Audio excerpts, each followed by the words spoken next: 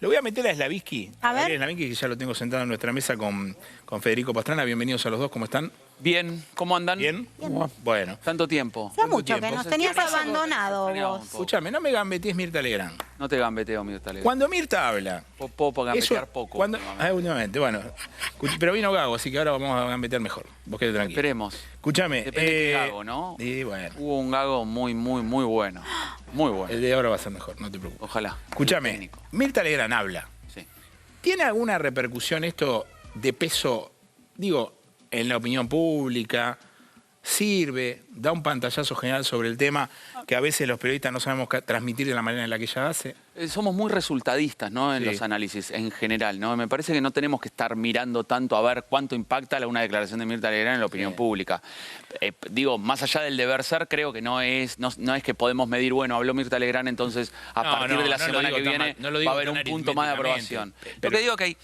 A ver, el conflicto de las universidades me parece que es claro porque tiene un posicionamiento que lo plantea también Milei en general en sus confrontaciones, que es, ¿estás conmigo o estás en contra de mí? Acá no hay puntos medios, intermedios. Entonces, lo que termina sucediendo, yo creo, es que se ordena un amplio consenso a favor de que no se recorten las universidades como por momentos como un eslogan, pero también como una visión de país que yo creo que hay cierta argentinidad puesta en juego. El ser argentino, podemos agarrar otras cuestiones, ¿no? Pero puede ser fútbol, puede ser la salud pública, pero no hay duda de que en ese combo de identidad está la universidad pública, gratuita, no arancelada, de calidad, y que me parece que está claro en el mundo por distintos estudios que seguramente sociólogos y politólogos pueden ahondar, pero que mayoritariamente se dice que más del 80% de las personas que terminan la universidad, sea pública o no pública, pero terminan la universidad, no son pobres en el mundo. Entonces, me parece que es una discusión bastante clara de hacia dónde hay que ir y por supuesto que si hay personalidades que defienden a la universidad como concepto general, me parece que es importante para la batalla. Me tiraste abajo la teoría de Mirta Legrand. Está bien, la voy a sostener igual por más que vos la tires abajo. Es importante que sostengas algo que el otro tira abajo. Por eso, pero a ver, no, yo lo que digo es que generacionalmente es un personaje que es transversal a mucha... Yo creo que la lucha es transversal. No, pero más allá de lo de la lucha, digamos, ella viene teniendo un diagnóstico, ahora voy a charlar con Federico también lo económico, que vos decís, pero no, acá hay algo que está mal, digamos. El gobierno dice una cosa y Mirta Legrand, que se entienda, no es un culto a Mirta Legrand, estoy diciendo, simplifica el pensamiento. Mirta Legrand dice... La gente no puede viajar en el colectivo. Una persona que está sin ningún tipo de necesidad ve un grupo de gente que se está cruzando en la vía para zafar del boleto del tren y señala eso como un problema central de la economía, mientras el gobierno dice, no dice que eso no es un problema central. Igual ni siquiera le da bola. Digamos, lo que estás marcando es una personalidad que teóricamente uno podría identificar como que podría estar más proclive a opinar a favor del gobierno, se centra... Pero no a favor del gobierno. Tiene una concepción... En el medio de la discusión, porque ¿cuál es la discusión que yo veo? Métanse, Acá estamos en una discusión de individualismo como un valor en lo político y en lo económico relevante contra un grupo de gente, según el gobierno, colectivista, que dice, bueno, no, el presidente dice, vos te podés salvar solo, le mete en la cabeza a la gente, vos quédate tranquilo que no pasa nada con las condiciones generales, vos te podés salvar solo, eso es lo que dice el presidente. Mirta Legrand lo que está diciendo es, che, miren, porque esto no es así. Cito el caso de Mirta Legrand para abrir el debate, ¿no? Federico. No, a mí me da la impresión de que hay dos cuestiones. Uno es que, y que lo marcó muy claramente Caputo y Milei, o sea, lo marcan todos en general, pero Caputo fue muy claro, y aparece la idea de los desgenerados fiscales y del ajuste fiscal como una herramienta central del gobierno, y eso... Una parte importante del gasto fiscal es el estado de bienestar en Argentina. Entonces, es muy difícil llevar adelante un plan de ancla fiscal con la virulencia que tiene, con la búsqueda tan grande que tiene, de bajar 6 puntos del producto en un año, una búsqueda histórica, si no te metes con el estado de bienestar. ¿Qué significa el estado de bienestar? Bueno, el estado de bienestar, en parte importante, son hospitales y en parte importante es la educación. Entonces, bueno, mirá, en vez de cierran hospitales y desfinancia la educación pública. Y bueno, bastante razonable que eso aparezca en la discusión política. Ahora, Entonces, yo creo que tiene que ver una cosa de las intensidades, ¿sí? De la búsqueda, si se quiere, de la brutalidad en términos de claridad. Cuando uno ve las cuentas fiscales aparece una cosa muy brutal, Totalmente. muy fuerte. Cuando uno ve los ingresos también, decís, che, mirá, todos los ingresos, ¿qué les pasa? No, algunos argumentos, 18% abajo de los salarios públicos, no levantan en ningún momento. Decís, bueno, che, acá hay un ajuste que está pisando específicamente ciertos lugares, y yo creo que son lugares sensibles, como decía Gabriel, son lugares sensibles. Yo no sé si de la argentinidad, sinceramente no lo sé.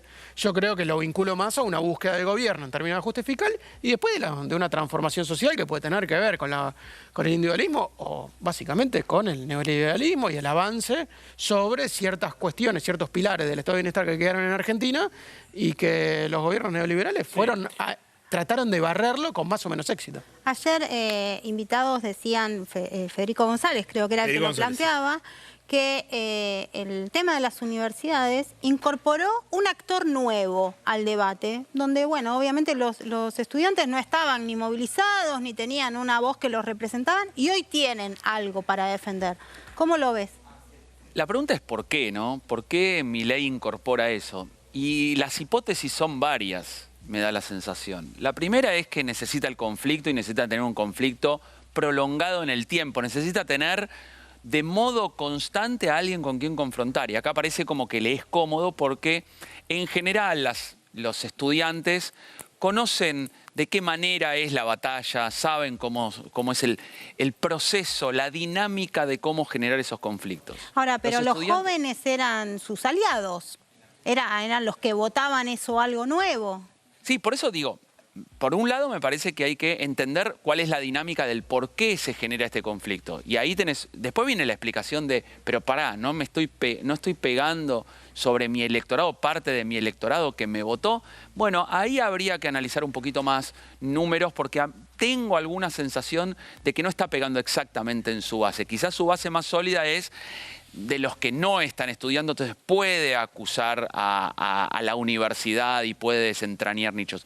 Pero me parece que esto no podemos mirarlo en términos de foto o repetición de fotos de los últimos 15 días, sino que yo creo que vamos a tener que mirar una película completa de 6 meses. Porque si aparecen en las auditorías determinados gastos, determinadas cuestiones... Alguna irregularidad va a reforzar su discurso en una auditoría que va a ser la SIGEN, que depende del Ejecutivo, ¿no? Exactamente. También. Entonces me parece que lo que están haciendo es mirando algo, entendiendo de que hay un mensaje que va por arriba, que tiene que ver con el Milei outsider, con el Milei que disputa, con el que confronta, porque cuando uno se separa como con una mirada satelital y dice... ¿Qué está haciendo este presidente outsider? Este presidente que se presenta como diferente, que ataca a la casta. ¿Está peleando? Bueno, estamos tranquilos. Si está peleando, estamos tranquilos. Quiere decir, necesita encontrar peleas. Pero ese discurso no te achica más a tu círculo propio. O sea, no te saca del orden. Ahí yo creo que ahí hay un análisis estratégico que hacer. ¿Cuál es el objetivo de Milei hacia el 2025 y luego hasta el 2027? ¿Para vos cuál es?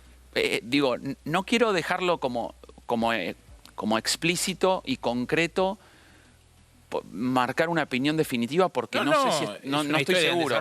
Pero déjame que, si querés, te hago algunas hipótesis. Dale, digo, la primera es comprender si en realidad lo que quiere consolidar es un partido político. ¿Y a vos te parece que no? A mí me parece que sí. Da la sensación que sí. Bueno, pero si está queriendo configurar un partido político, vos decís, bueno, me anclo primero, me apalanco en mi núcleo duro. Lo que pasa es que tengo que consolidar una identidad diferencial a la de los demás. Está bien, pero ahí te digo lo siguiente. El partido político no es una entidad vacía si no tiene un respaldo de apoyo social. O sea, alguien te tiene que querer. O sea, alguien tiene que querer votarte. Sí, ¿no? Representación, batalla, liderazgo. Él eso ya lo tiene. Digamos, lo tiene con los propios y con lo del PRO. O sea, solamente le falta armar un partido. Sí, pero lo tiene. Sí, pero pará. Vos analicemos la política como un sistema primero. Sí. Y segundo, en el 2025, analicémoslo como un sistema en competencia. O sea, con estímulos y con como si fuese un imán de espacios que van atrayendo... Hablemos de plata, como me decía mi abuela. Hablemos de plata. Hablemos de plata. Con razón saliste. Con razón saliste para el lado económico. Bueno, Milei era arquero, cuando fue al supermercado se dedicó a la economía y terminamos donde estamos, así que mejor dejémoslo. ¿Por qué te digo hablemos de plata? 2025. Macri no va a ir con un candidato propio a ninguna elección. O sea, ¿por qué hay tanta discusión sobre la pero ahí no reconstitución? sé si Macri... perdón. Sí. Vos tenés elecciones en el 2025 que son legislativas en su mayoría, salvo Corrientes Santiago del Estero, que tenés que ver si la Libertad Avanza va a aliarse con los partidos locales, llámese radicales, Sí. en donde va a conseguir diputados para el Congreso Nacional y por lo tanto no va a dividir el voto para posiblemente poder ser derrotado por distintos peronismos locales. Sí. Digo, ahí está el debate. Pero es que si divide el voto pierde. Y bueno, pero ahí está el No, conflicto. no es una hipótesis. El conflicto es, necesito crear un partido que tenga identidad propia, batallas propias, que se diferencie del PRO para atraer voluntades, pero después tengo que arreglar ciertas cosas. ¿Y cuál es la Está segunda haciendo parte? un equilibrio. ¿Cuál es la segunda parte de la hipótesis? Porque yo insisto, yo creo como Karina Milei. La segunda Karina Milei, hipótesis ¿qué es que está Esperá, armando... Sí, Karina perdón. Milei dice, Macri si presenta un candidato en la provincia de Buenos Aires saca menos de 5 puntos. Tiene razón. Hoy tiene razón. ¿Puede ser? Entonces digo, ¿cuál es la discusión? Yo no la veo ahí, No, porque la discusión es si es 2025 federal o si es 2025 provincial o si es 2027 nacional. ¿Y qué tiene que ser para vos? 2025. No, lo que Para estoy la diciendo es que Libertad tienen que Avanza. tomar una decisión que a veces es haciendo equilibrio, que creo que es lo que está pasando, y a veces es mirando 2027 el paraguas completo del sistema político. Pero vos ya estás hablando de No, una pero está mente bien, pero se estratégica. nota que hay tensión en esa situación, porque la Libertad Avanza no es que está diciendo, ¿sabes qué? Funcionémonos con el PRO, que nos queda cómodo, hacemos con Bullrich. No, ahí hacen bien. La Libertad Avanza dice, no, me voy a fusionar. Está bien, vos pero- votá lo que yo digo y nada más. Pero en esta elección, Macri? en esta elección legislativa tienen un conflicto operativo en los municipios y en las provincias. ¿Va a ir con sello propio amarillo y el león negro? No. ¿O van a ir adentro de listados que pueden ser de provincias A mí me da la radicales? sensación- a mí me da la- Está bien, pero vos estás hablando... A ver. La elección es una elección federal, estamos de acuerdo. Sí. Ahora, hay un Casi. distrito... Para mí siempre son elecciones bonaerenses legislativas. ¿Por qué digo? Porque si vos perdés en la provincia de Buenos Aires, vos podés contarle a alguien que ganaste en La Rioja y todo. Pero si perdés por mucho margen en la provincia de Buenos Aires, estás cerca de perder la nacional. Ayer lo decía acá el Chivo Rossi. Pero ahí Yo tampoco vos la estás estoy mirando tan de de nuevo acuerdo. grande y está bien, que vas a mirar el número porque periodísticamente el número suma. ¿Vos decís que no es noticia. un golpe para el Están- gobierno si pierde la legislativa en la Sin provincia? duda que sí, pero se construye en base a escaños. Necesita Sí. legisladores para Eso es poder cierto. hacer un cambio de paradigma, porque acá en Argentina, no sé en otros lados del planeta, o en otros planetas quizás, pero en Argentina es con legisladores. Bueno, Vieron que decían, no, porque va a No ser le fue tal mal cosa. en el Congreso, ¿no? No le fue mal, pero necesita más. Y ahí fue el diagnóstico de no le fue mal, pero negociando hasta altas horas de la noche, lo voy a decir fácil, ¿no? Negociando mucho. Necesita más legisladores para tener más volumen Mirá, político. Federico. No, a mí me parece que está todo muy inestable y que efectivamente me da la impresión de que la búsqueda del partido propio es central para cualquier, Central. para cualquier Sí. gobierno. Digamos. Hay una cuestión de la fragilidad de nacimiento del gobierno que tiene que ver no solamente con lo legislativo, sino con lo operativo del gobierno. Eso se nota bastante. Sí, digamos. pero todo el mundo dice, si le va bien a la economía, ya está, gana. Sí, pero si no El le va bien a la problema economía, es ¿qué qué, pasa? qué es lo que... A mí me da la sensación por eso. hay Digamos, una- ¿qué es lo que implicaría irle bien? No, porque por ahí es que no le da todo, pero digamos, desde tu óptica, ¿qué sería ir bien? ¿Qué sería que le vaya bien económicamente? A mí me parece que ellos están muy jugados al escenario antiinflacionario y que si bajan la inflación tienen la victoria que necesitan y están yendo a full con eso. A mí Y me le da la suma- sensación de que de que eso no es suficiente, pero la búsqueda del gobierno está bastante clara que está ahí. Llegar con una inflación muy muy baja a las elecciones, a todo lo que se pueda, a costa de, bueno, Por lo menos tener tener algo para mostrar, como dice, por lo menos, aunque no se vea, Bueno, algo para mostrar muy importante, ¿no? La inflación le pega a todos, el desempleo le pega a se algunos. siente. Envuelto en un paradigma estratégico de conexión. Yo creo que el hecho de que se le respete el número inflacionario en baja como promesa de gobierno, Bueno, eso decía. lo que genera es como cierta conexión. Es como el médico que viene y te da una mala noticia, ¿no? Entonces vos decís, bueno, pero está bien, me da una mala noticia, pero me está encontrando la lógica de lo que va a pasar y me moriré en un año, pero por lo menos ya entendí de lo que me pasa. Me parece que Milei en ese sentido es bastante crudo, es un cirujano crudo, sí, hay que ver sin si anestesia. El problema es si el destino es morirse. No, bueno. El problema es si el destino... O sea, siempre es morirse, ¿no? O entre paréntesis. Los países no mueren, yo creo que sufren... No, la gente es la que muere. La gente es la que muere, pero los países... Por eso, pero en ese sentido tiene una ventaja. La discusión que va a venir, que va a venir el año que viene, si todo sale así como le estamos hablando, en términos de que la inflación va a ir bajando de a poquito, supongamos que va bajando un poquito, y que no hay ningún desbarajuste en el medio, la discusión que va a venir son los costos de la desinflación. O sea, ¿qué tenemos que pagar para llegar a esto? ¿A dónde estamos? ¿Ahora ya esa discusión? A mí me parece que empezó a aparecer. Que empezó a aparecer y que... En el Congreso dijo eso, ¿eh? Sí, por eso. Yo creo que empezó a aparecer, creo que el número de pobreza lo puso como muy en evidencia, la duplicación de la indigencia en un año, como muy crudo, muy claro. Y la preocupación por el desempleo. Y empieza a aparecer la preocupación del desempleo. Pero mirá, poneme, mientras seguís hablando, Federico, poneme, por favor, cuando puedas, la primera placa de consumo masivo, porque esa placa lo que muestra es, yo lo vengo insistiendo en lo mismo, si la gente no puede comprar un sachet de leche en el supermercado, el gobierno no puede celebrar 2 o 3 cosas. La primera, que hay una fiesta financiera, y la segunda, que se patentan más coches, digamos.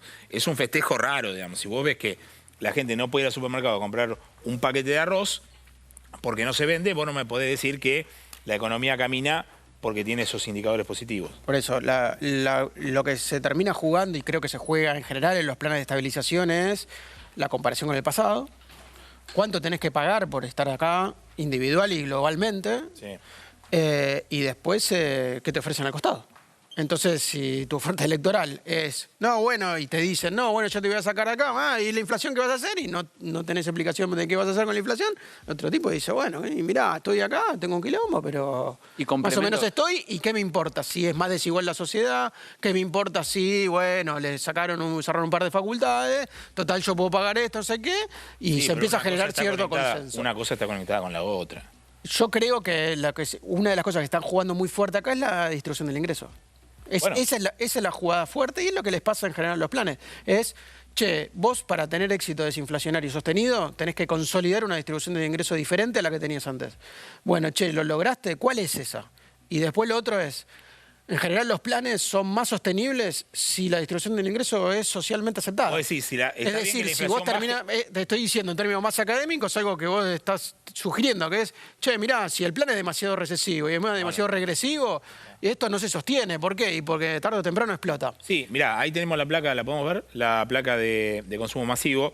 Este es el último dato de la consultora Sentia. Estos números yo, sinceramente, no recuerdo haberlos visto nunca. Son números que ya se operan al 2001. A ver, las mediciones privadas son todas posteriores al 2001, por lo tanto, la serie histórica no muestra qué es lo que pasó para atrás, al menos en consumo masivo en este indicador. Pero lo que se está viendo acá, Federico y Gabriel, es que yo venía insistiendo cuando estas subas todavía no eran tan grandes en que hay que empezar a explicar cuáles son las razones de la desinflación. Porque si no es como ir al médico y decirle, doctor, me pica el dedo. Y el doctor dice, póngale anestesia al muchacho en el dedo y córtenselo. Y vos le decís, no, doctor, a mí me pica el dedo, ¿no me puede dar una medicina, algo para curarme? La desinflación en el ajuste te lleva a estos números, que son una caída salvaje. O sea, septiembre cae 22,3% la venta en supermercados, que tiene además calculada en esa caída lo que son bienes durables. Es decir, estás en un escenario que es catastrófico. Vos podés decir, en noviembre tenías una base de comparación, si querés, la del plan platita de masa, yo te la tomo. Ahora, creció 7% el consumo en noviembre y ahora cae 22%. O sea, estamos en una situación tremenda. O sea, que alguna explicación más amerita que... Yo creo que tiene una explicación más y justamente la explicación que tiene esto es una economía que tiene un crecimiento que no se consolida, una recuperación que es anémica, pero además que cambió la distribución de ingresos. ¿Cómo cambió la distribución de ingresos? Hubo 2 cambios grandes en la distribución del ingreso que se explica el cambio de distribución de ingresos. El primero es entre los asalariados. Los asalariados privados en promedio tienen un comportamiento y los asalariados públicos en promedio tienen otro. ¿Qué es cómo? Los asalariados públicos caen 18% y los asalariados privados Depende del indicador que uses, pero o ya están en el nivel anterior o están 5 puntos abajo. Depende del nivel que Vos decías pongas. que en agosto se cortó la recuperación de los ingresos. Entonces, ¿qué es lo que pasa? Bueno, por eso. Pero hubo un cambio de distribución. Es decir, los asalariados públicos están ganando muchísimo, pero muchísima menos plata que los asalariados privados en promedio. No todos los asalariados privados ganan lo mismo, obviamente, ni tuvieron el mismo desempeño. Pero vos ves el cambio distributivo y es brutal. El otro cambio distributivo brutal que tenés entre los jubilados que están por encima de la media contra los jubilados de la mínima y los planes sociales. Y ahí tenés un cambio distributivo de la hostia. ¿Qué significa? Que los que cobran planes sociales son los que te explican por qué sube tanto la indigencia. ¿Por qué se duplicó la indigencia y subió 50% la pobreza? En parte porque hubo un recorte muy grande en los planes sociales que mete la plata en la base. Que no. El gobierno dice la base dice subí que mucho la UH y subí mucho el la UH. La UH, sí. La UH. Entonces, la UH que te explica el 10% del gasto previsional. Ahí Sí, total. Entonces, está hablando de que subió mucho, una cosa que es chiquita, y eso explica por qué pueden sostener una pauta de déficit fiscal, de superávit fiscal tan holgada. ¿Qué significa? Bueno, que eso que subieron no fue tan importante, si no tendrían problema para sostener el superávit fiscal. No lo tienen. Federico decía que depende quién tenga enfrente, va a ser potable o no para el gobierno las próximas elecciones. Ayer lo teníamos al Chivo Rossi, que ha invitado, y decía que que era una falacia lo que decía el gobierno de que era mejor tener a Cristina enfrente que no tenerla. ¿Vos, Gabriel, qué ves? Bueno, el gobierno elige. Primero elige con ciertas lógicas. Todos los gobiernos hacen algo parecido, ¿no? ¿A quién elegirías vos de rival? Bueno, alguien que no tenga knockout sorpresivo, como de velocidad, alguien que tenga techo lo más bajo posible, alguien que tenga desgaste, alguien que tenga pasado, alguien a quien reprocharle discursivamente. Por eso está cerca de alguna manera de elegir de rival a Cristina también le es funcional, y también a Macri. Macri en el sentido de te tengo cerca pero te necesito lejos. Entonces me da la sensación de que el contraste después surge bastante más rápido.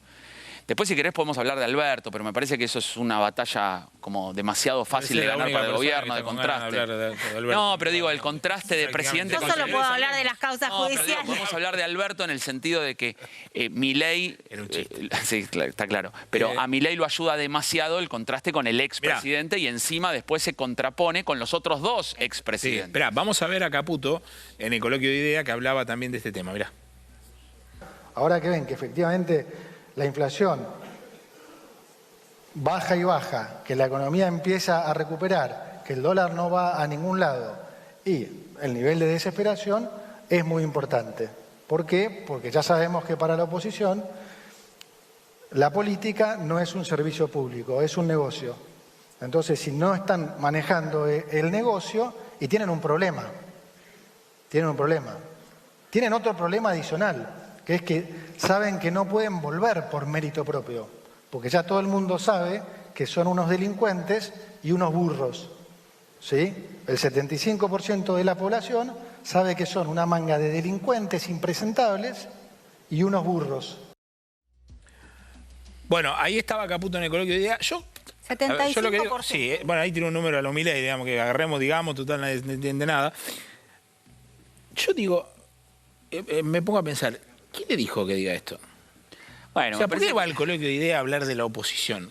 Que tiene un quilombo fenomenal, digamos. ¿Para qué el gobierno habla de bueno, por su debilidad propia, supongo? Pero entendamos el abordaje general de la comunicación del gobierno. Básicamente se divide en dos, tiene una estrategia dual. Siempre que decimos, no, la estrategia tiene que ser una, coherente, orquestada, unificada, repetitiva, típico de clase de ciencia política de cuarto año. Pero en realidad este gobierno tiene una estrategia dual. Por un lado va el presidente con un estilo vehemente confrontativo de celebridad, outsider, que insulta, que es políticamente incorrecto. Se lo votó para eso. Y un gobierno que hace como lo que puede, negocia, pero que cada tanto trata de ponerse en sintonía con la lógica presidencial, que es la que más rinde. Es la nueva comunicación, la de oponerse ¿a quién? A algo. Yo decía, futbolísticamente, me lo preguntaba muchas veces, me hacen ese ejemplo, y yo digo que futbolísticamente el gobierno necesita tener al 6 pegado, si es el 9, para tener una referencia todo el tiempo. Si el 6 se despega y no hay referencia, el gobierno quizás se pierde y no vienen goles. Pero es demasiado pronto para que pase eso. Puede Eso es un ser. desgaste de un gobierno de 3, 4 años, no de ahora. Puede ser que tengas razón. Lo que sí es verdad es que Milei viene desafiando los paradigmas de la estrategia política y de comunicación desde mucho tiempo. Viene siendo disruptivo y provocador. Sí, pero ahora es gobierno. Disruptivo y provocador. No quiere perder la esencia, la narrativa y el relato construido. No lo quiere perder de ninguna manera. De hecho, vos decías, bueno, pero ¿cómo puede ser que festejen determinada cosa? Porque la realidad es que comunicacionalmente se impone una lógica por la cual hay show. Se necesita de un show, de un espectáculo político. El espectáculo político no es que lo inventó Milei. En las teorías de la comunicación quizás se pusieron de moda en los años 80. Claro, pero Gabriel, ahí es tenés que hacer tiene cosas. 45 años. Yo mostraba recién un video de Trump que circulan los empresarios de la UBIA para criticar la política de importaciones de Milei.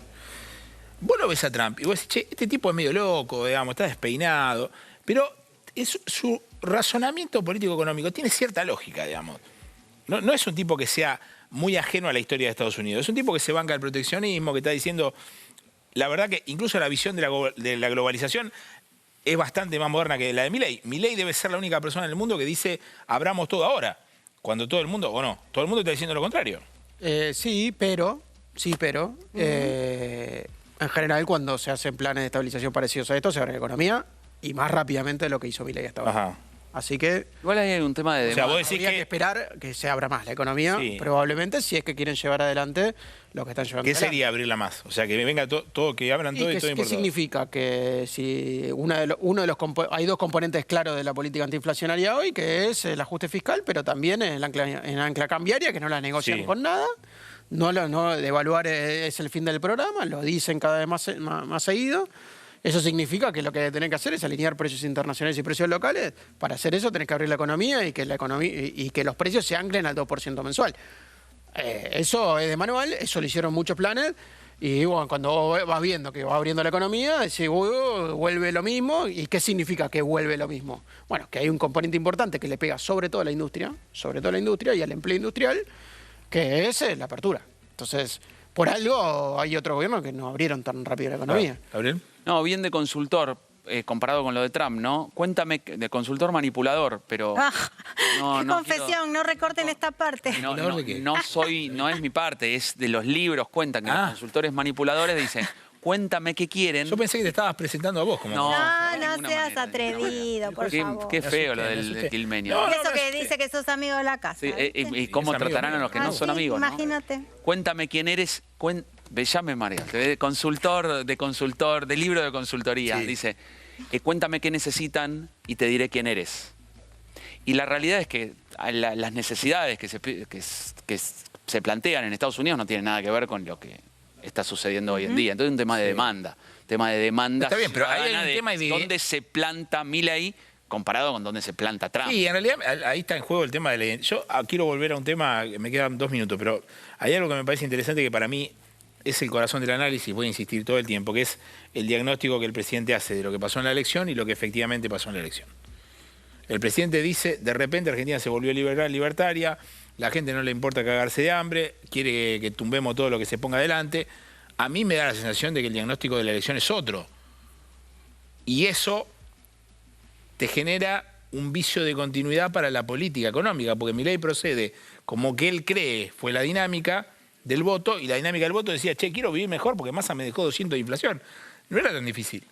A ver, yo tengo ahí una mirada ver. diferente en este sentido.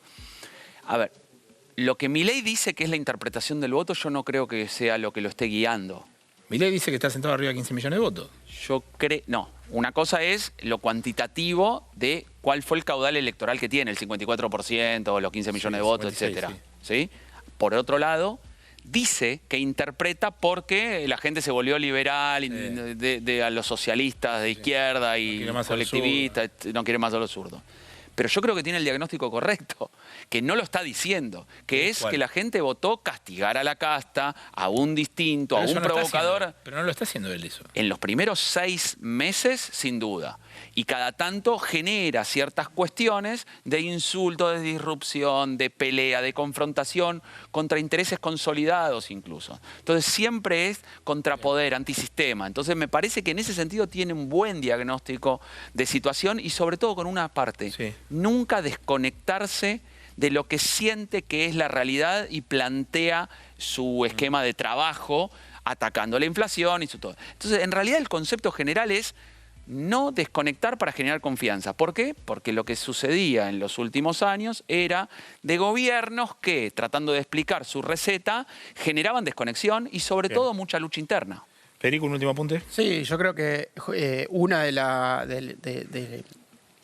pegadas y si se quiere, de la interpretación que bien hizo Milei sobre las circunstancias que habían en diciembre de 2023 era la centralidad de la inflación. O sea, eso es lo que estaba pasando y la propuesta que se contraponía era esto es lo más que podemos hacer por vos.